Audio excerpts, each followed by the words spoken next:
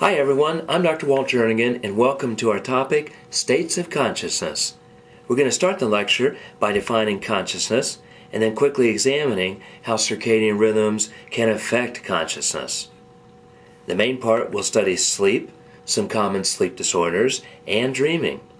Then we move on to meditation and hypnosis as they relate to voluntary altered states of consciousness. Finally, we survey psychoactive drugs. And what's the difference between normal substance use, substance abuse, and addiction? Several common classes of drugs include stimulants, depressants, and hallucinogens. Well, fasten your seatbelts, here we go. Consciousness is everything that you're aware of at any given moment in time. And these come from two sources, internal and external, including thoughts, feelings, sensations, and images in our head. That would be internal. And the external would mean everything that our senses can possibly take in. A circadian rhythm is a 24-hour cycle with regular fluctuations from high to low points. These 24-hour cycles include certain bodily functions and behaviors. And because they affect behaviors and mental processes, we psychologists are very much interested in that. For example, learning efficiency and moods rise and fall according to these daily rhythms. Alertness decreases between 2 to 5 p.m. in the afternoon, as well as 2 to 7 a.m. in the morning. Circadian rhythms can become disrupted, and we're especially interested in the sleep-wakefulness cycle. Flying west to east can cause problems. We could all leave Dallas together and fly to London on a transatlantic flight. We could get some sleep on the plane, and when we get to London, it's midnight Dallas time, but there it's 6 a.m. in the morning. The sun has come up, and we should be able to get off the plane and hit the ground running. But you can't. That's called jet lag, and you'll need a few days to adjust. Jet lag is associated with poor memory and poor reaction time. Research suggests that no one really adjusts to it, including airline pilots and flight attendants. Another way circadian rhythms can be disruptive is that people who work subjective night, what we call graveyard, can suffer from decreased reaction time, decreased productivity, and an increase in industrial accidents. No one, and I mean no one, who works graveyard for a long time says they really get used to it. Circadian rhythms can even be disrupted when we move the clocks forward 1 hour in the spring with the time change. Let's look at sleep. The serious study of sleep started about 50 years ago. The biggest thing we've learned is that there are two major types of sleep, non-REM and REM. Non-REM is where physiological signs, including heart rate and respiration, are slow and regular. It's a deep and restorative type of sleep, and we normally spend about 75% of the night in non-REM. And then there is REM sleep, which is very fascinating. REM sleep is also known as active sleep or paradoxical sleep, and it comprises 25% of a normal night. Here's what we know. Physiological signs increase, including brain activity. But there's an external calm with the large muscles paralyzed. 80% of people awakened during REM report vivid and story-like dreams with a plot. Now, these people can mostly go back to REM sleep in about 30 minutes. But if you're deprived of REM sleep throughout the evening, your learning and performance suffers. REM deprivation seems to interfere with memory consolidation for verbal and motor learning during the previous day. However, we do not see the same effect when you're deprived of non-REM sleep.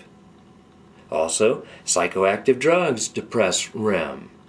And when you withdraw from a psychoactive drug, this leads to REM rebound and often bizarre dreams. If you are REM deprived during the week because you're only getting 5 or 6 hours a night, you may very well experience REM rebound on the weekend. Many people report sleep problems. Let's survey 3 common ones: narcolepsy, sleep apnea, and insomnia. In sleep apnea, the breathing stops and you have to wake up to breathe.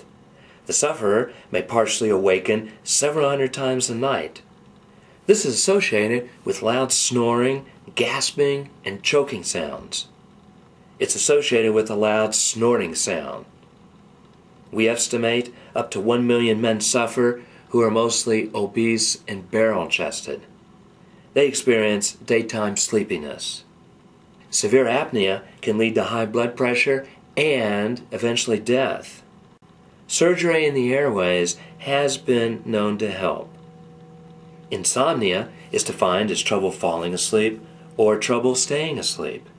Chronic insomnia is daily insomnia for at least a 3-week period. Insomnia affects approximately 10% of the adult population. Women, the elderly, psychiatric and medical patients appear to be the highest risk compared to the general population. People with insomnia have more accidents, illness, and higher distress. Dreams. A REM dream and a non-REM dream can be very different. A REM dream is vivid, visual, story-like, and emotional, but a non-REM dream is more fragmented and may be a passing thought or an image. When you think of dreams, you're really talking about a REM dream. How about interpreting our dreams? Well, Sigmund Freud got the ball rolling about 100 years ago. Freud believed that we had to express sexual and aggressive desires even in our dreams. However, Freud theorized that these desires had to be hidden and disguised so that the sleeper could get rest and not wake up. Freud talks about manifest content and latent content. The manifest content is what you dream about and remember, but it's a symbol. For example, you dream about biting into a luscious red apple. That would be the manifest content. But the latent content, according to Freud, is the real sexual and aggressive meaning. So back to our example about biting into an apple, a Freudian might interpret biting into the apple as tasting the forbidden fruit or thinking about cheating on your spouse. Today, we've moved away from Freud's ideas of dream interpretation. Today, we look more at the manifest content for what it is. This is called the cognitive theory of dreaming. Dreaming is simply thinking while you're asleep. So if you dream of biting into an apple, it may mean that you're hungry. Another common theory of dreaming is called the activation synthesis hypothesis of dreaming. This model rejects the notion that humans require a specialist to interpret their dreams. Dreams are the brain's way to make sense of the random firing of brain cells during REM sleep. We try to find the meaning to the sensations and memories generated by this random firing of brain cells. In closing, the activation synthesis hypothesis of dreaming says that it's pretty much a neurological accident and that dreams really mean nothing. Meditation and hypnosis. Meditation is a group of techniques where you focus your attention on something. It could be inside, such as your breathing or a word called a mantra, or the focus could be outside, like on a candle or a pretty scene. You then go into a highly concentrated state to block out distractions and to enhance your well-being. Far Eastern meditation is done for spiritual enlightenment, but here in the United States, we do yoga, Zen, and transcendental meditation to increase relaxation and decrease arousal. Meditation can be done to lower your heart rate and blood pressure. Brain imaging research reveals our brain waves change during meditation, It can help us with a variety of physical and psychological problems. And these include lowering your blood pressure, lowering your cholesterol, lowering anxiety and depression. But in conclusion, it must be practiced regularly and become part of your lifestyle if you're to achieve any benefit. Hypnosis, on the other hand, uses the power of suggestion to induce changes in behavior, thoughts, and feelings. You suspend critical judgment and just let things happen on the direction of the hypnotist. Most people can be hypnotized to some degree, but only 5% can get to a really deep level. Those 5% seem to have two qualities: a high fantasy proneness. In other words, they enjoy reading the arts, like to tell stories, and are imaginative. And the second quality is that there can be a high expectation of responding to the hypnotist's suggestions. It's kind of like taking on a role like what an actor does. They can compartmentalize. Hypnosis is also associated with stage magic, and that's probably why there's so many misconceptions about it. Read these in the chapter in your book. Perhaps the biggest one is that a hypnotic trance means you're asleep. We know from research in the laboratory that hypnotic subjects do not go to sleep. There is stage hypnosis, and then there's clinical medical hypnosis. In fact, did you know hypnosis today is mostly used by healthcare professionals in ever-increasing numbers, and these include physicians, psychiatrists, psychologists, and dentists. One of the most popular applications is in the usage to control pain, such as in pre-op to decrease the use of anesthesia, as well as in labor and delivery, post-op, and in dentistry. Psychoactive drugs. A psychoactive drug is any substance that alters mood, perception, or thought. By this definition, many drugs have psychoactive properties. They can be classified as controlled. This means they're prescribed by healthcare practitioners, such as antidepressants. They can be OTC or over-the-counter. That means you can buy them with such as at Walmart or Albertsons. And they can be illicit. That means they're illegal and not prescribed, and probably bought on the street. The question comes up, how do drugs affect the brain? Well, we take drugs because we like the way it makes us feel.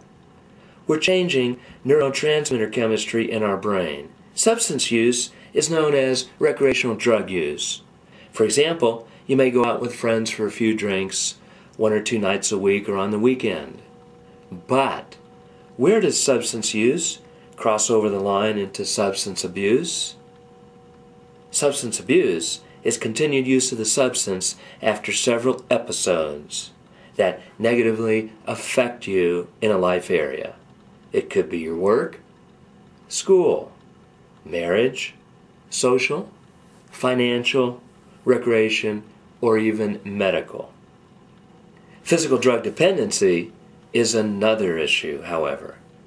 Drug dependency is also known as addiction and defined as a compulsive pattern of drug use.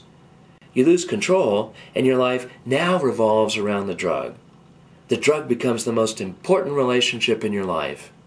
All other relationships, including marriage and family, now take a back seat. This is where you develop a drug tolerance coupled with unpleasant withdrawal symptoms. The withdrawal symptoms result after drug use is discontinued. Dependence is really a way that the body naturally protects itself against harmful substances. More about tolerance now. Tolerance is the condition where you become progressively less affected by the drug. The brain adapts by responding less intensely to it so that you can continue to function. So, in order to maintain the same effect or high, you have to take increasingly larger doses of the drug. If you take the drug away, then you suffer withdrawal symptoms. Let's look at behavioral effects of several classes of drugs, including stimulants, depressants, and hallucinogens. Stimulants are nicknamed uppers because they speed up activity in the central nervous system. Here are some examples of stimulants. Caffeine, found in coffee, tea, colas, chocolate, and lots of over-the-counter and prescription drugs. Caffeine or coffee is what gets America going in the morning.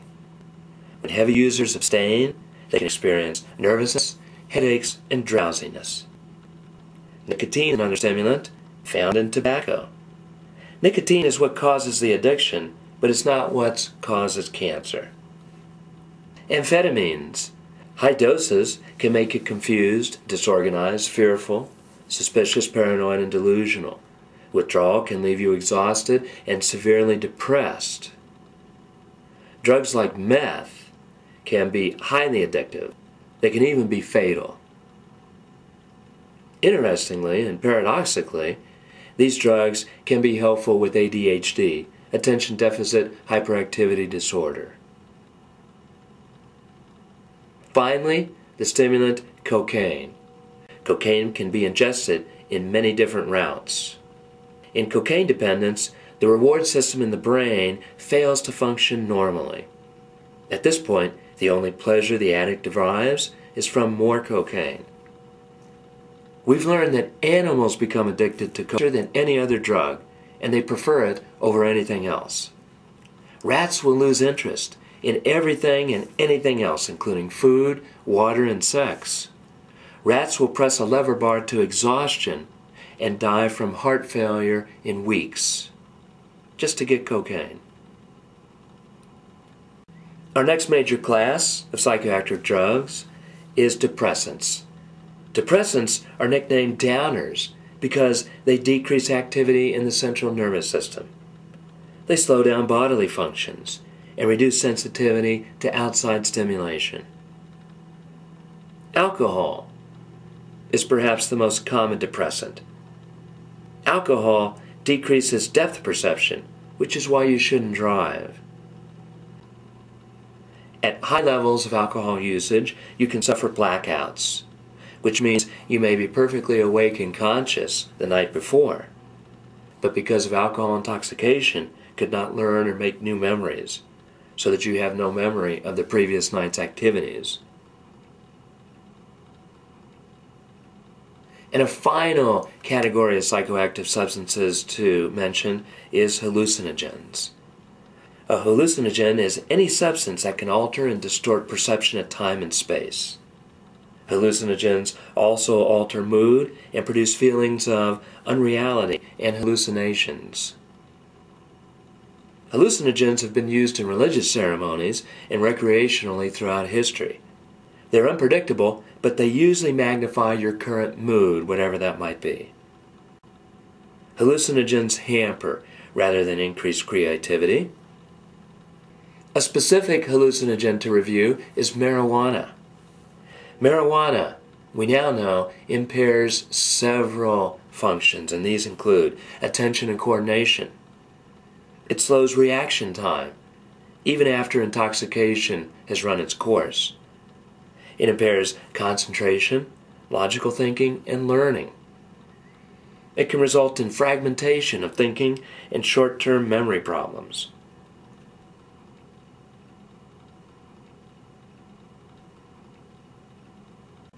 Chronic marijuana usage is associated with the amotivational syndrome. Correlational research has shown that those who started smoking pot regularly before age 17 have smaller brains and a lower percent of gray matter. These subjects are shorter and weighed less than those who started smoking later. Now remember, this is correlational research, and we cannot make a specific cause and effect statement. Marijuana does show promise as a treatment for certain medical conditions, including glaucoma, nausea and vomiting in cancer chemotherapy patients, and even increasing appetite and weight in some AIDS patients. In some states, you can obtain a legal prescription for marijuana for these purposes. Well, that's the big stuff on this topic of states of consciousness. Take care, and we'll talk with you later. Bye-bye.